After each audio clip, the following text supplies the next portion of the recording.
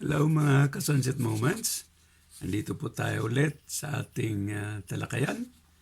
And let's try to take a look kung ano yung mga ibig sabihin ng mga nagiging karanasan natin. Hindi lamang sa buhay, hindi lamang sa panahon ngayon, kundi tingnan din natin mga buhay-buhay natin. Kahit na habang tayo'y nagmumuni-muni o kahit na natutulog tayo, meron din tayong, kumbaga, napapanaginipan. Ito tayo ngayon. Well, dito sa Japan, it's 5 degrees Celsius. And it's quite cloudy, pero andyan rin naman ang haring araw. Pero 2:30 na rito sa Japan, kaya ayan, kunti lang yung haba ng araw. Kaya at about 4 o'clock, madilim na tayo dito. Okay, so yesterday, meron tayong tinatalakay, pero sa atin naman ngayong araw na to, tingnan natin kung ano talaga ang dapat pa nating malaman o pwede nating tukuyin kung ano talaga ang ibig sabihin ng mga ito. Halimbawa nga na-discuss natin yung mga sakit-sakit,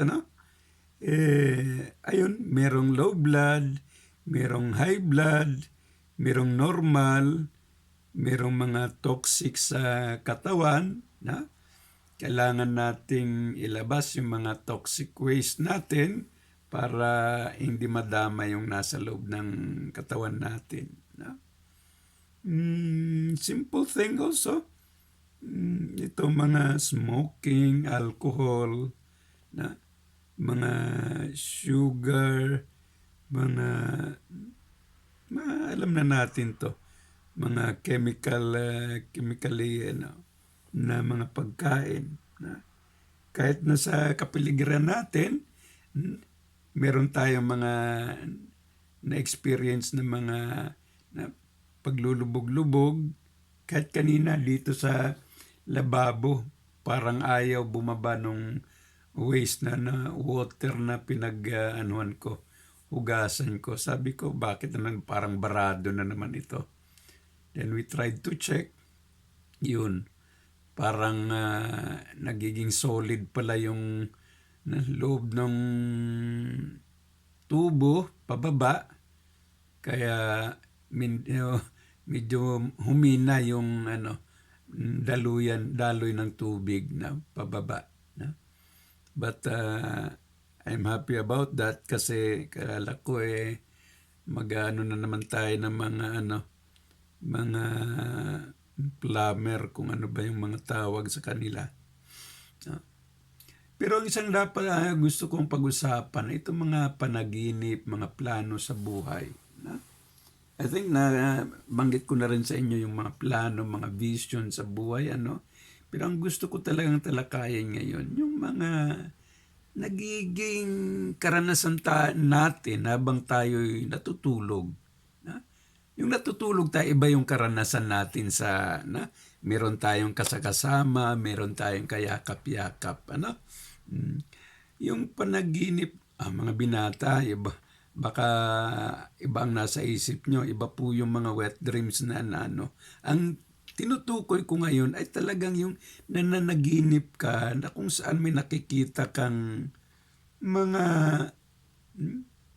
halimbawa, mga kaibigan mo, yung mga white lady ba, ganyan, o mga multo-multo, ganyan, o naging masaya sa buhay mo, mga ganang bagay. Sa akin rin naman, mga pangarap ko, lagi kong iniisip-isip yung mga pangarap na yan. Ambisyon sa buhay. Kaya habang iniisip-isip ko yung mga pangarap ko hanggang ako'y makatulog, siguro dahilan sa yun ang huling iniisip-isip ko, na naginip man ako, yun ang yun ang parang lumilitaw-litaw pa rin sa panaginip ko. No? So siguro, dahil nga dun sa mga iniisip-isip ko, kaya lumutang yung mga ganong panaginip. Na? Lalong-lalo na sa mga anak ko, no? Kung nasaan ba sila, kung good health ba sila. Na? Yung mother-in-law ko naman, matanda na, 89 years old. Pero, wow, pure na talaga, silver-haired na yung mother-in-law ko. Pero, she's still good. We're just praying for the longevity of her life. No? Good health. No? Nung huling binisita namin siya, okay pa naman siya. Although, she's using her cane, parang ako din para iwas sa,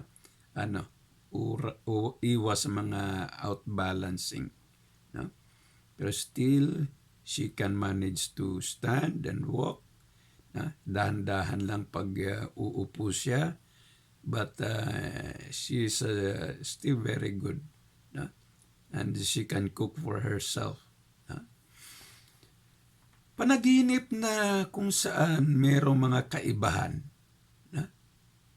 Halimbawa, minsan na naginip ako na isang kaibigan ko parang malunod-lunod na doon sa isang baha. No? Then, matalik kong kaibigan yon. Sabi ko, bakit malulunod siya? No? Seaman ba naman dati yon? Sabi ko, baka may ibig lang sabihin doon. Kaya mga panaginip na tinutukoy ko rito, yung mga ibig sabihin ng mga panaginip. Tulad nung nabanggit ko, isang kaibigan na dating seaman, tapos malakas yung baha, no? Tapos andun siya sa gitna ng kalsada na tila baga may gusto siyang tulungan. Na? Siguro gusto niyang tingnan kung meron bang nalunod-lunod doon o na-aksidente ba doon, pero andun siya sa gitna ng baha, sa kalsada mismo. Kung hindi ako yung green t-shirt pa yung damit niya noon Pero para siyang policeman na nasa gitna ng kalsada na, yun nga, binabaha. Halos siya na lang yung ang iba nasa gilid-gilid na they tried to protect themselves. Yung sabi ko, ba't gano'n na panaginip ko? Kaya kinabukasan nung nagising ako, talagang nag-text message agad ako sa kanya. Yung sabi ko, baka may ibig sabihin itong panaginip ko. Kaya please be careful. No? Lalong-lalo na ang ibig sabihin siguro ng mga maruruming tubig na dun sa kalsada, sa baha, maraming clogged na mga kanal. So anong ibig sabihin ng mga marurumi, maduming tubig? Tapos siya nasa gitna ng inisip-isip ko, ay ibig sabihin ito. Huh? So he could be that somebody na gustong, maybe, gusto niya sigurong linisin or siguraduhin walang nalunod. Huh? Kaya sabi ko lang sa kanya, be careful, lalong-lalo na sa baha, sa tubig. Di ko alam kung anong ibig sabihin ng pangaan ng panaginip ko, pero yun ang napanaginipan ko. Kaya I think merong ibig sabihin yung mga panaginip natin. Minsan din napanaginipan ko yung papa ko na sumakabilang buhay na si papa noon pa. Matagal na. More than 2-3 decades na ata. No? He was 67 years old noon. I think it was 1998. Yan nung pumanaw si Papang noon. Pero mga 2 years ago, or almost 2 years ago, napanaginipan ko si Papa na tuwang-tuwa siya na parang nagre-reunion silang mga magkakapatid na mga Ilocano yun sila. Doon kami sa Bawang La Union. Pero nagkita-kita sila na mga kapatid niya na kumbaga sa siyam nilang magkakapatid iisa na lamang yung naiwan sa kanilang kapatid Isa o dalawa. No? Kaya nagtaka ako doon, no? Mga gilid dagat sila noon Mangingisda ang mga uncle ko noon. Si auntie naman yung nagbebenta rin ng isda. Kung may huli. Ang ano lang doon, andun si Papa, andun yung mga kapatid niya. Andun ako sa parang isang lake, no? Lake na medyo mababa ang tubig pero maraming isda. Maraming isda. Kaya tinawag ko yung papa ko, "Pa, andito maraming isda dito." Sugod si Papa, talagang banye-banyera yung nakuha niyang isda. Andun din yung isang kapatid niya, talagang kumuha sila, marami yung nakuha nilang yung isda na mababa lang yung tubig sa lake na yun Kaya punong-puno yung pinaglalagyan nila ng mga isda. Parang anong klaseng isda yun? Kumbaga sa mga maliliit goldfish, pero meron yung isda na malalaki na parang orange din yung kaliskis niya na di ko matandaan kung anong pangalan nun. So, yun ang isang naging panaginip ko. Ang tanong ko, anong ibig sabihin nun? Anong ibig sabihin nun? And then I tried to meditate, reflect, and reflect. Hanggang malala ko, sometime, somehow, dun sa Bible, meron yung mangingisda. Andun yung mga apostoles ni Jesus. Na kung saan nangisda sila, na punong-puno yung bangka ng mga isda. At ano pa ba yun? Lumakad o nag-swimming? Lumakad data si Jesucristo doon sa ibabaw ng tubig.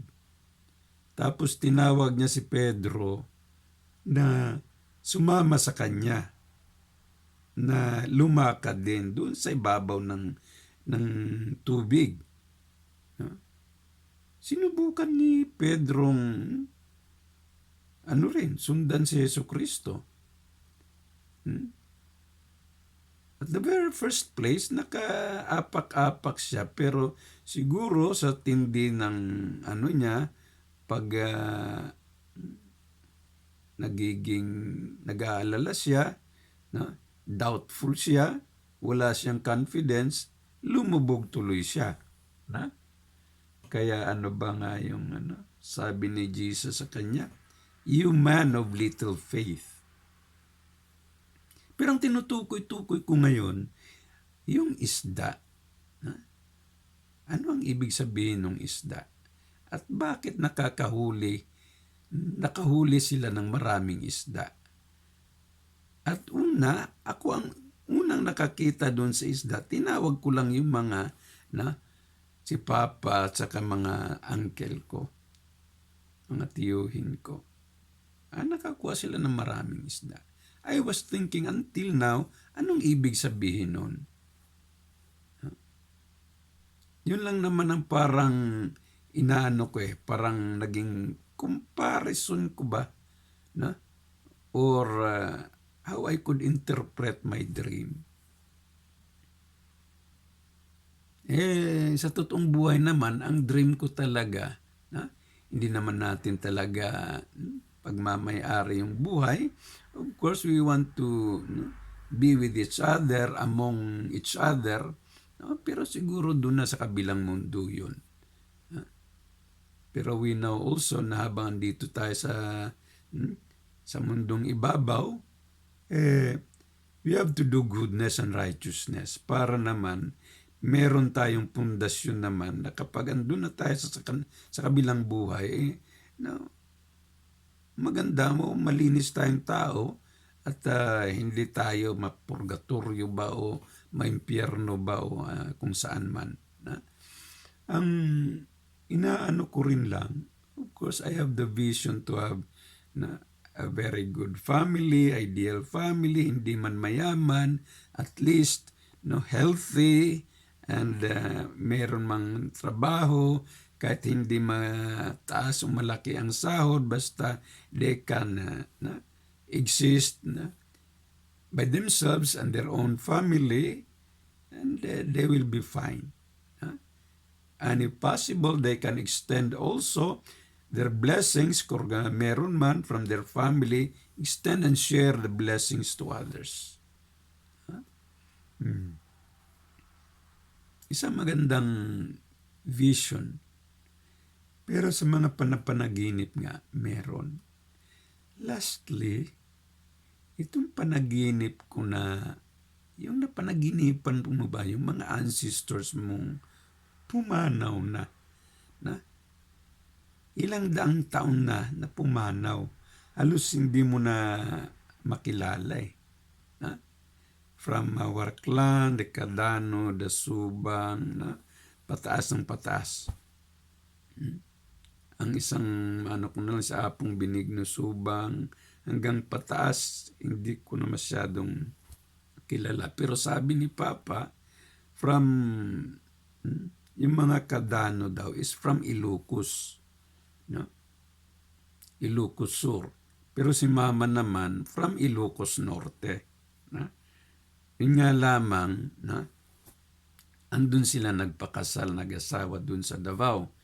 Pero talking about mga ancestors, si Mama, bilang isang Crisostomo, related yan sila sa mga, itong mga Quevedo, Edralin, kaya pataas ang pataas dyan, yung mga lahi ng mga gano-ganon. Andun yung, ewan ko how true is the alignment of these ancestors. Kailan kung nasalpak man dun sa Edralin, si Josefa Edralin, sa father ni Apong Josefa Edralin, yung mother ni Apong former President Marcos Sr.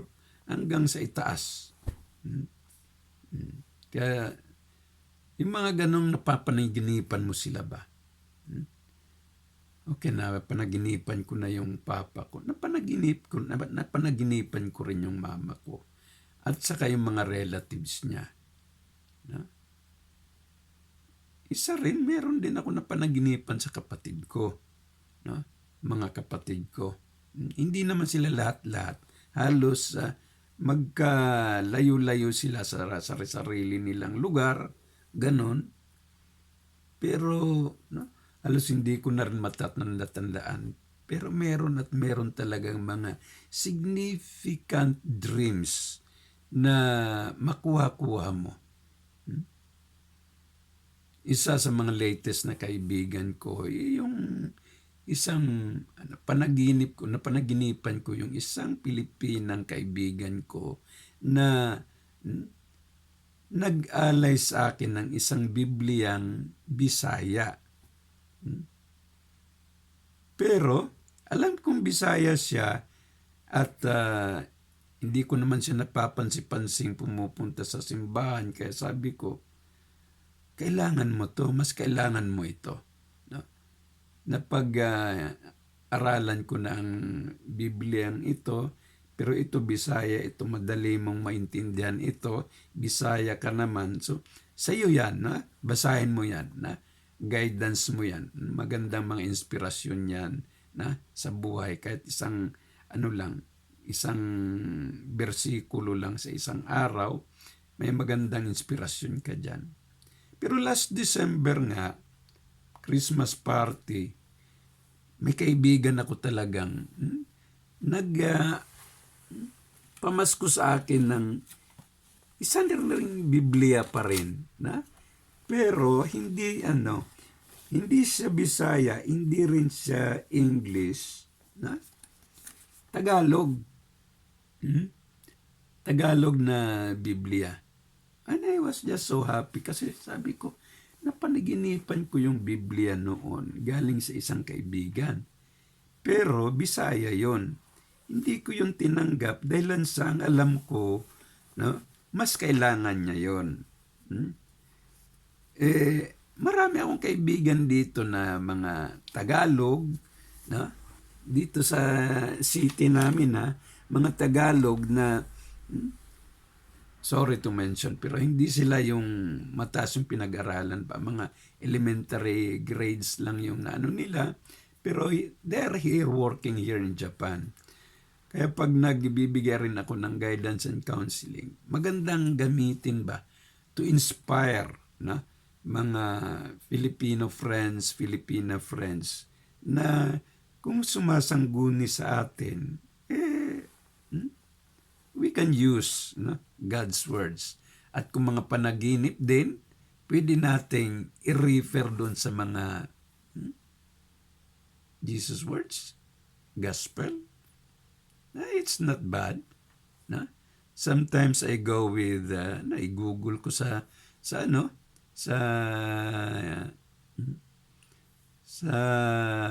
website kung anong ibig sabihin nun. On the contrary, kung ano man ang ibig sabihin nun, synonyms, anti-synonyms, or what, titingnan mo. And then you analyze it kung anong ibig sabihin doon. Lightnings, rain, anong mga ibig sabihin doon? Mga rainbow. Makakita ka ng white lady. Ano ka ba? Dapat ka bang matakot sa mga white lady na nakikita mo sa panaginip? Kung white symbolized purity. Kaya nga, mga pari nga nakasutana puti. Mga martial arts, ang dobok nila, ang uniform nila, puti. Kaya, makakita ka man ng white lady, why be afraid to white lady? Angels naman, makita-kita mo ang mga images ng mga angels, puti. Magandang kalapati, puti. Yun. So, why be afraid of all those mga visions, dreams? May mga inspirations at mga encouragements dun sa mga panaginip, mga visions na nakikita-kita natin. So, maybe we don't need to be afraid of dreams, mga pangarap, panaginip sa buhay. May mga inspirations nandun na kailangan lang nating pulutin, himay-mayin natin kung ano mga ibig sabihin talaga ng mga ng panaginip natin. What are the meanings? Anong ibig sabihin o pinapahulugan ng mga panaginip natin yon? Okay. So, kumusta mga panaginip ninyo? Kagabi, medyo puyat man, diretso ang tulog ko. Wala akong panaginip kagabi. Pero, of course, I end the day with a prayer together with my wife. And though it was very cold, 3 yung kumot ko kagabi, kaya I just was comfortable during my sleep last night. Sana po ay naging nasa mabuti kayong kalagayan at kung nasa dito kayo sa Japan, very slippery, andyan pa yung mga snow, kaya be careful, drive carefully. Kaibigan ko dyan sa Canada, naku, nag-skating sila. Nakakaingit, pero it's quite dangerous also. Kayo sa Philippines, mainit pa rin ba? El Nino? Be careful din po. Maraming salamat po. Ito po ang ating talakayan ngayon sa ating episode ng Sunset Moments. Na? Alan or si Alan. Sir Kutaylo po, si Kuya, si Tatay, si Lolo. Magandang hapon po sa ating lahat. Until next time.